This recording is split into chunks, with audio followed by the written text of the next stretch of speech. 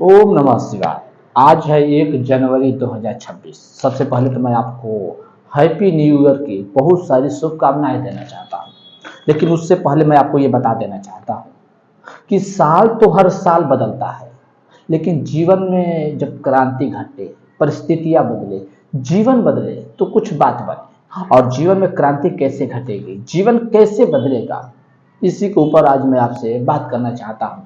और इसके लिए मैं आपको इतिहास की एक बहुत महत्वपूर्ण कहानी बताना चाहता हूँ, जो कि आज के दिन से जुड़ा है, 1 जनवरी से जुड़ा है। ये कहानी आपके भीतर एक आग पैदा कर देगी। ये कहानी क्या है? ये कहानी है 1 जनवरी 1818 की, महाराष्ट्र के कोरेगांव की, वहाँ की कहानी है। उस दिन क्या हुआ था? उस दिन 500 महार दलित 28,000 सेना की सफाई कर दिया। एक दिन में बिना सांस रुके एक साथ 500 लोग, 500 महार, 28,000 सेना की सफाया कर दिए। क्यों कर दिए? इसके पीछे कारण है। क्या था कि उस समय महाराष्ट्र में पेशवाई चलती थी ब्राह्मणों की। ब्राह्मण वहां पे राज करते थे। लेकिन जब राज करते थे तो उस समय जो वहां पे दलित थे, दलितों पे अत्याचार करते थे। क्या अत्याचार करते थे? दलितों को गांव में घुसने नहीं देते थे। सिर्फ सुबह और शाम ही गांव में दलित घुसेंगे, से उसके बाद वो अपने गांव में नहीं घुसेंगे। क्यों? क्योंकि उनके घुसने से जब वो गांव में आएंगे तो उनकी परछाई किसी न किसी पे पड़ेगी। स्वाभाविक है कि जब आप रास्ते से गुजर रहे तो हजारों लोगों की परछाई आप पड़ती है। तो उनका मानना था कि किसी नीच जाति की परछाई अगर हम पे पड़ गई तो हम तो अशुद्ध हो जाएंगे। अब जरा सोचिए, वो इंसान को इंसान नहीं मानते थे। अरे हम रास्ते से जाते हैं तो कुत्ते, बिल्ली, गाय, भैंस के भी हम पे परछाई पड़ती है, लेकिन उससे क्या हो जाता है? और छोटी जाति का वो भी तो इंसान था, लेकिन वो गांव में नहीं घुसने देते थे। चप्पल नहीं पहनने देते थे दलितों को। चप्पल सिर्फ ब्राह्मण पहनेगा, छोटी जाति के लोग नहीं पहनेंगे। सिर उठा के ऐसे सीना तान के शूद्र नहीं चल सकते, दलित महार नहीं चल सकते। ये ब्राह्मणों की रिवाज थी। अगर कोई दिख जाए सिर उठा के चलता हुआ या चप्पल पहना हुआ तो बस तुरंत उसको मारना पीटना शुरू कर दो। इसके पीछे और भी बहुत सारे कारण थे। कारण क्या था उस पर हम आज बात करेंगे। एक कारण था कि दलितों के कमर में झाड़ू बांधी जाती थी और गले में मटका। अब ये क्यों किया जाता था? क्योंकि ब्राह्मणों का मानना था कि जब शूद्र चलते हैं तो उनके पैरों का निशान रोड पे रहता है, तो वो झाड़ू बांध देते थे कमर में, ताकि जब आगे व्यक्ति चले तो पीछे से उसका पैर का निशान मिट जाए। क्योंकि वहां पे अगर निशान रहा और किसी ब्राह्मण पंडित का पैर पड़ गया तो पंडित अशुद्ध हो जाएगा, ये मानते थे ब्राह्मण। गले में मटका बांध देते थे। क्यों? क्योंकि अगर पसीना गिरे तो उसी में गिरे, धरती पे ना गिरे। क्योंकि ब्राह्मणों के पैर में लगा उसी मिट्टी पे वो भी चलेंगे ब्राह्मण भी, तो फिर तो ब्राह्मण अशुद्ध हो जाएंगे। ये दलितों के साथ करते थे ब्राह्मण। इसके साथ और भी बहुत सारे कार्य करते थे। क्या करते थे? शिक्षा पे रोक लगाए थे, पूर्ण रोक, पूरी तरह से कि ब्राह्मण जो शूद्र है वो शिक्षा का अधिकारी नहीं है। शिक्षा तो सिर्फ ब्राह्मण ही देगा, छोटी जाति के लोगों को शिक्षा का कोई अधिकार नहीं है। जरा सोचिए, शिक्षा किसी के बाप की जागीर है? क्या किसी को रोक लेंगे? शिक्षा पे सबका अधिकार है, छोटी जाति का हो या बड़ी जाति का, है तो इंसान। लेकिन ब्राह्मण ये कहते थे। और आपको लगता है ब्राह्मण आज भी बहुत जगह पे छोटी घर जाति के घर के लोगों को पानी नहीं पीते? लेकिन सबसे बड़ी बात, वो छोटी जाति के जो लोग हैं वो अभी भी पंडितों के पीछे पागल है। घर पे पूजा पाठ करने बुलाते हैं, शादी विवाह करने बुलाते हैं। आपको शादी विवाह करना है तो पंडित मत खोजिए, मार्गदर्शक खोजिए जो उसका विधि जानता है, पूजा करा सकता है। आप खुद वो किताबें पढ़ के पूजा करा सकते हो। अब पंडित क्या करेगा? क्या जरूरत है पंडित की? ये जो किए हैं आपको अच्छा लग रहा? मुझे तो कहीं से अच्छा नहीं लग रहा। मार्गदर्शक की जरूरत है हर पूजा पाठ में, जो बता सके ये कैसे होगा। और आपके आज के समय में तो गूगल है, चैट जीपीटी है, एआई है, उससे पता कर लीजिए कैसे पूजा पाठ होता है, कैसे शादी विवाह होती है। आपको बिल्कुल मार्गदर्शक दिखा देगा कि कैसे होती है। किताबें ले लीजिए, पढ़ के कर लीजिए। किसी पे फिर आश्रित क्यों रहना? ये फिर से वही हाल हो जाएगी। अगर सब समाज फिर से आश्रित हो गया किसी एक बड़ पे, फिर से वो तानाशाही करना शुरू कर देगा। अब सिंपल सी बात है, एक ही व्यक्ति पे 100 लोग आश्रित हो जाए तो मजबूरी हो जाएगी तानाशाही करना। जब मेरा इच्छा करेगा तो मिलूंगा, क्योंकि सबकी इच्छा से मिलने लगा तो मैं पागल हो जाऊंगा फिर। फिर 100 लोग कहेंगे तो अभी मिल, फिर वो कहेगा कि 1 घंटे बाद मिल, नहीं, मेरे इच्छा से सब मिलेंगे। ये काम की जाती थी। शूद्रों के साथ पानी नहीं पीने दिया जाता था।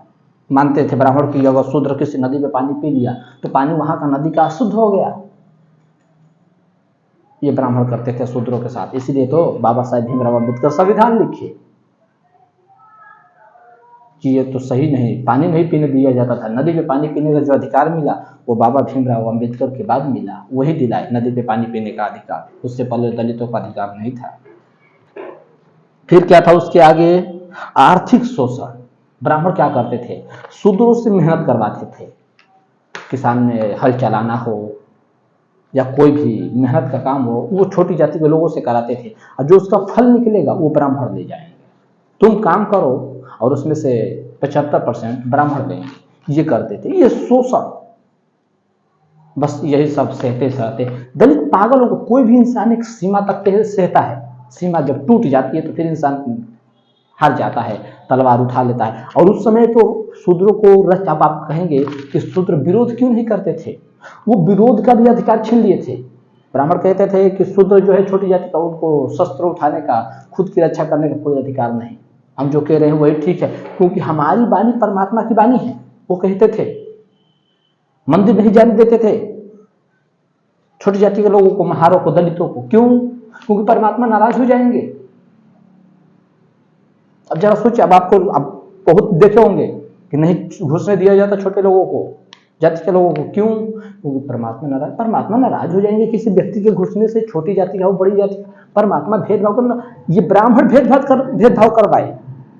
लेकिन हम उतने आदि हो गए ना, तो आज भी उन्हीं पर निर्भर है। मैं कहता हूं कि इन बेड़ियों को तोड़ दीजिए, नहीं तो फिर से वही हाल हो जाएगा जो आजादी से पहले थी।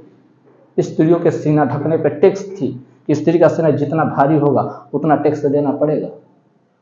आप इसका इतिहास उठा के पढ़ सकते हैं। सती प्रथा का आरोप ब्राह्मण चलवाए। सती प्रथा कैसे करवाई जाती थी?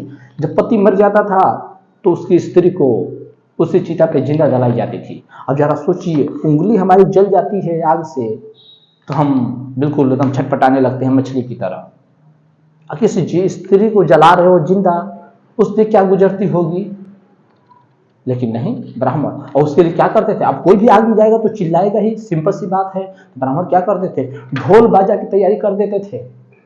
अब खूब दबा के घी डालते थे कि धुआं धुआं हो जाए, और ढोल बाजा आगे पास बजवाने लगती थे। क्यों? क्योंकि जब वो चिल्लाए तो आवाज बाहर ना गूंजे। अब जरा सोचिए, ऐसी व्यवस्था से किसी की हत्या की जाती थी और इसे वो उचित ठहराते थे कि शास्त्र में ऐसी लिखी गई है। अरे शास्त्र में कोई बातें लिख दी जाए तो सच नहीं हो जाए। शास्त्र भी इंसान लिखा है, जिसने लिखा है वो अपने फायदे के लिए लिखा है। मनुस्मृति को जिसने लिखा, राजा मनु ने, मनुस्मृति को जला देना चाहिए, लेकिन इतिहास की किताबों को जलाना नहीं चाहिए। उसे इतिहास की तरफ पढ़ना चाहिए, बस उसका लागू नहीं करना चाहिए, उसका पालन नहीं करना चाहिए।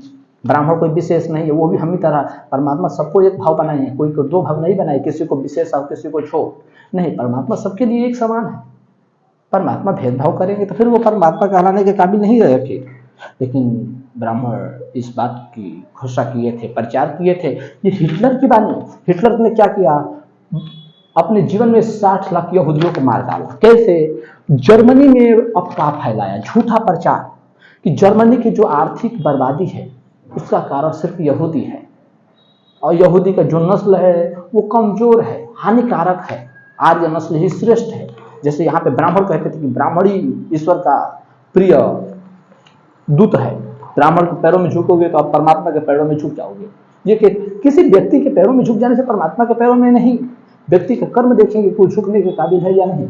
वही हिटलर ने किया, और 5 साल 7 साल प्रचार करने के बाद पढ़ा लिखा शिक्षित जर्मनी के लोग विश्वास कर लिए हिटलर की बातों पे, और 60 लाख यहूदियों को मार दिए। ये बिल्कुल झूठा प्रचार था, सत्ता का भूख था उसके लिए, नस्लीय घमंड था उसमें। जैसे ब्राह्मणों को नस्लीय घमंड हो गया कि हम तो ब्राह्मण है, परमात्मा के मुंह से निकल। कोई परमात्मा के मुंह से नहीं निकला है, ये सब झूठी बात है।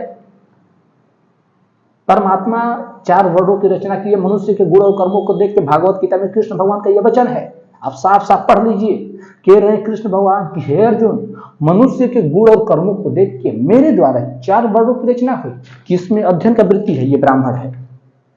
इस मनुष्य के भीतर व्यापार की वृत्ति है, ये वैश्य है, ये रक्षा करना जानता है, अन्याय के खिलाफ लड़ सकता है, ये क्षत्रिय है, ये समाज में किसानी के माध्यम से, ये डॉक्टरी के माध्यम से सेवा करता है, ये सेवक है।